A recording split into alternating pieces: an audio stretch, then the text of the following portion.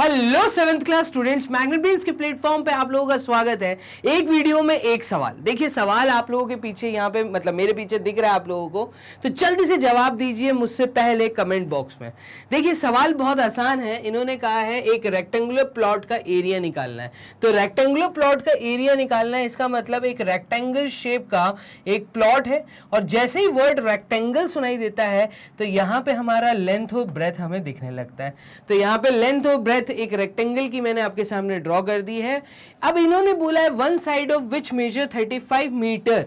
अब इन्होंने देखिए लेंथ और ब्रेथ नहीं बोला, इन्होंने बोला है कोई एक साइड का जो मेजरमेंट है वो 35 मीटर है। तो मैं एक काम करता हूं, मैं लेंथ को 35 मीटर मान लेता हूं। डन, मैं इसको मान लेता हूं। कोई एक साइड है जो कि 35 मीटर है, और इन्होंने बोला है जो डायगोनल है वो 37 मीटर है। तो इनको ने बोला है डायगोनल जो है वो 37। तो देखिएगा ए बी सी डी हम ले लें, या एक काम करिए हम यहाँ पे इस प्लॉट का नाम दे देते हैं P Q are and S. और पी आर जो है ये है इसका डायगोनल। डायगोनल इन्होंने कहा है 37 मीटर का, और रेक्टेंगल वर्ड बोला है तो रेक्टेंगल का मतलब होता है एक एंगल, मतलब अंदर के बनने वाले इंटीरियर रेक्टेंगल के अंदर जो चारों एंगल हैं उन चारों एंगल का ईच एंगल का जो मेजरमेंट है वो 90 डिग्री होगा। ये रेक्टेंगल है। चलिए अब हमें अगर रेक्टेंगल का एरिया बताना है तो रेक्टेंगल का एरिया क्या होता है? एरिया ऑफ रेक्टेंगल, जैसा कि हमें पता है कि एरिया ऑफ रेक्टेंगल होता है लेंथ मल्टीप्लाइड विद ब्रेथ।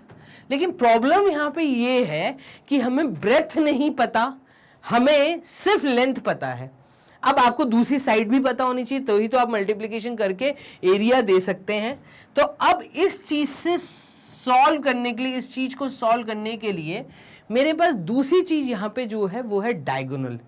तो अब आप देखिए अगर 90 डिग्री का यहाँ एंगल बन रहा है तो क्या मैं ऐसा बोल सकता हूं कि जो ट्राइंगल है पी क्यू आर, एक रेक्टेंगल के अंदर एक ट्राइंगल बन रहा है, देयरफॉर मैं ऐसा बोलता हूं therefore triangle P Q R, जो ट्राइंगल है आपका P Q R is equals to 90 degree.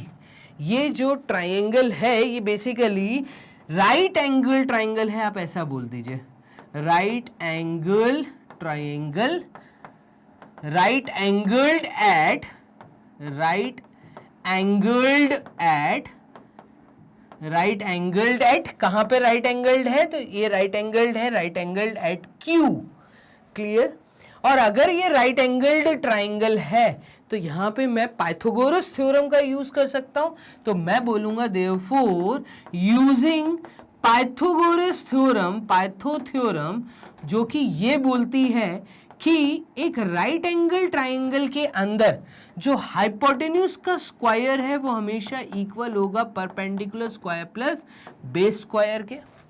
ये चीज हम लोग यूज कर रहे हैं, पाइथागोरस थ्योरम का यूज कर रहे हैं। और इससे फायदा क्या मिलेगा आप देखिएगा, यहां पे हाइपोटेन्यूज 90 डिग्री के सामने वाली साइड एक हाइपोटेन्यूज है, तो दैट मींस 37 का जो स्क्वायर है वो इक्वल होगा 35 के स्क्वायर प्लस x के बराबर। मानते हैं आप ये चीज?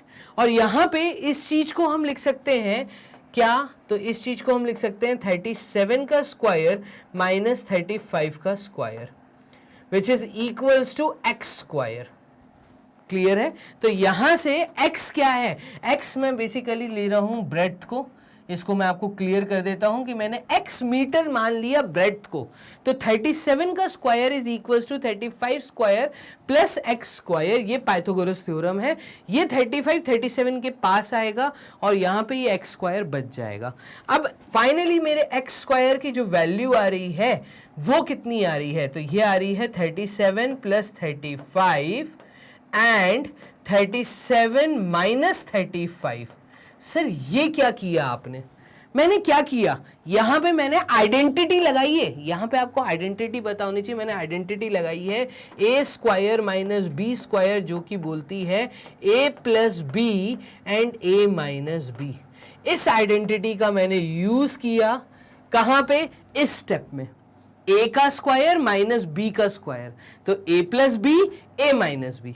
और देखिए 37 में जब 35 ऐड होगा तो ये आपका हो जाएगा 10, 11, 12, 12 का 2 कैरी 1, मतलब 72 मल्टीप्लाइड विथ 37 में से 35 गए तो 2, और यहाँ पे हमारा आंसर आ रहा है 2 इंटू 2 इज 4, 2 इंटू 7 इज 14। किसकी वैल्यू आई? ये एक्स स्क्वायर की वैल्यू आई है। और एक्स स्क्वायर की वैल्यू हमने चैप्टर पढ़ा है square and square roots. Square and square root chapter में आपको ये सिखाया था कि किसी साइड पे अगर स्क्वायर है, उस स्क्वायर को रिमूव करना है तो दूसरी साइड पे आपका रूट लग जाएगा, रेडिकल का सिंबल लग जाएगा, और ये रूट ऑफ 144 आपको कैलकुलेट करना है। यहां से आपकी ब्रेथ कैलकुलेट होकर आ जाएगी और ये आएगी 12। क्लियर है? अच्छा 12 क्या आई? तो यूनिट लिखना मत भूलिएगा, ये आया है आपका 12 मीटर। अभी तक आपका आंसर नहीं आया है, ठीक है? आंसर कैसे आएगा? देखिए क्वेश्चन क्या था, सवाल ये था कि एरिया फाइंड करना है। अभी तो आपने सिर्फ ब्रेड्थ कैलकुलेट की है, तो चलिए एरिया कैसे कैलकुलेट होगा। तो एरिया कैलकुलेट करने के लिए हम एक काम करते हैं कि हम यहाँ पे अब इसका यूज करते हैं, किसका? लेंथ मल्टीप्लाइड विथ ब्रेथ का। तो therefore area will be what?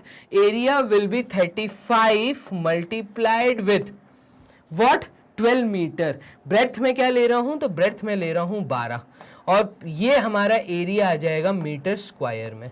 देखिए सारे यूनिट जरूर चेक करिएगा, सारे यूनिट मीटर्स में है क्या? दिए हुए सवाल में सारे यूनिट मीटर्स में है, तो हमारा आंसर जो है वो मीटर स्क्वायर में आएगा। 35 को अगर मैं 12 से मल्टीप्लाई करूं तो देखिएगा रफ वर्क में हम इसको कर रहे हैं, और ये वैल्यू हमारी आ रही है 3 0, ये 0, 7 प्लस 2 इज 10, 7 प्लस 3 इज 10, और 12, 12 का 2 कैरी 1, 420। तो यहाँ पे ये आ रहा है 420 metre square area of rectangle, जो एक्चुअली हमें पूछा गया था। तो इस तरह के प्यारे सवाल मैग्नेट ब्रेन्स के प्लेटफॉर्म पे पाने के लिए आप मैग्नेट ब्रेन्स को फॉलो करते रहिए, इंस्टाग्राम के थ्रू, टेलीग्राम के थ्रू, और अगर आप यूट्यूब चैनल देख रहे हैं तो इस वीडियो को लाइक और सब्सक्राइब करना मत भूलिएगा। आप चाहते हैं कि मैग्नेट ब्रेन्स की बुकलेट, जहां पे इस तरह के इंपॉर्टेंट क्वेश्चंस, जहां पे आपके मोस्ट इंपॉर्टेंट क्वेश्चंस या एमसीक्यू पैटर्न के क्वेश्चंस, या मैं आपसे कहूं कि मॉक टेस्ट पेपर्स अवेलेबल हो जाएं, तो सबसे अच्छा तरीका, आप जल्दी से नीचे डिस्क्रिप्शन बॉक्स में जाइए, आपको यहाँ लिंक मिलेगा, उस लिंक को क्लिक करते ही एक फॉर्म ओपन होगा, फॉर्म फिलअप कर दीजिए। मैग्नेट ब्रेन्स की टीम आपके आएगी कांटेक्ट में, और वहां पे आप लोगों के कांटेक्ट में आते ही आप लोगों को ये सारी बुकलेट्स हार्ड कॉपी के रूप में और ई बुक रूप में प्रोवाइड कर दी जाएंगी। क्लियर? तो चलिए मिलते हैं नेक्स्ट सवाल में, एक वीडियो एक सवाल। 7th class students next video का वेट करिए, तब तक के लिए अपना ध्यान रखिए। Bye and take care.